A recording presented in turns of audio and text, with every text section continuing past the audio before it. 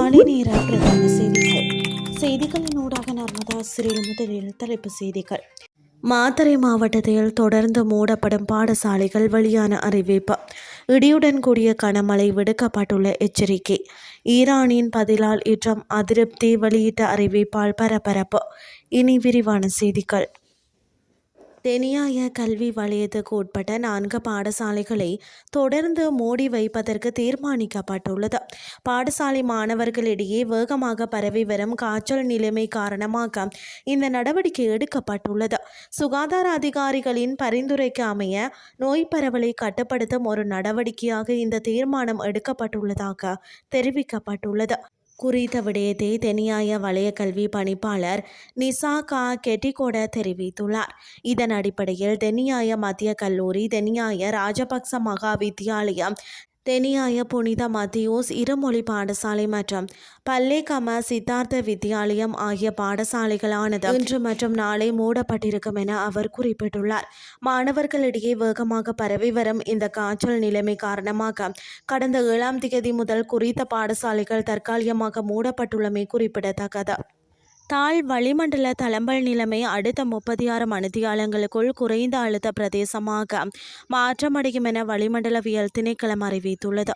இதனால் நாட்டில் தற்போது நிலவும் மழை நிலைமை வரும் நாட்களிலும் மேலும் தொடரும் என எதிர்பார்க்கப்படுவதாகவும் திணைக்களம் தெரிவித்துள்ளது. வளிமண்டலவியல் திணைக்களம் இன்று வெளியிட்டுள்ள அறிக்கையில் இந்த விடயம் தெரிவிக்கப்பட்டுள்ளது. இந்த தொகுதியின் செல்வாக்கினால் நாட்டின் பெரும்பாலான பகுதிகளில் வானம் மேகமூட்டத்துடன் காணப்படும் என்பதுடன் அவ்வப்போது மழை அல்லது இடியுடன் கூடிய மழை பெய்யக்கூடும் என எதிர்பார்க்கப்படுகிறது. அத்துடன் மேல் சப்ரகமோ, மத்திய ஊவா, தெற்கு, வடமேல், வடக்கு மற்றும் வடமத்திய மாகாணங்களிலும் திருகோணமலை மாவட்டத்திலும் சில இடங்களில் சுமார் 100 மில்லிமீட்டர் அளவிலான பலத்த மழை பெய்யக்கூடும் என தெரிவிக்கப்பட்டுள்ளது. இடியுடன் கூடிய மழை பெய்யும் சந்தர்ப்பங்களில் ஏற்படக்கூடிய தற்காலிக பலத்த காற்று மற்றும் மின்னல் தாக்கங்கள் ஏற்படும். எனவே அனர்த்தங்களை குறைத்துக் கொள்ள தேவையான நடவடிக்கைகளை எடுக்குமாறு வளிமண்டலவியல் திணைக்களம் மக்களிடம் கேட்டுக்கொண்டுள்ளது. இனி வெளிநாட்டு செய்திகள். அமெரிக்கா முன்வைத்த அமைதி உடன்படிக்கைக்கான ஈரானின் பதிலை தான் வாசித்ததாகவும் அது முற்றிலும் ஏற்றுக்கொள்ள முடியாதது என்றும் டொனால்ட் ட்ரம்ப் அறிவித்துள்ளார். இது தொடர்பான அறிவிப்பை ட்ரம்ப் தனது ட்ரூத் சோசியல் தளத்தில் வெளியிட்டுள்ளார். ஈரானின் இந்த பதில் தொடர்பாக அவர் வெளியிட்டுள்ள கடுமையான நிலைப்பாடு வளைகுடா பிராந்தியத்தில் நிலவி வரும் 10 வார கால போரை முடிவுக்கு கொண்டு வரும் அமைதி பேச்சுவார்த்தைகளில் புதிய சிக்கலை ஏற்படுத்தியுள்ளது.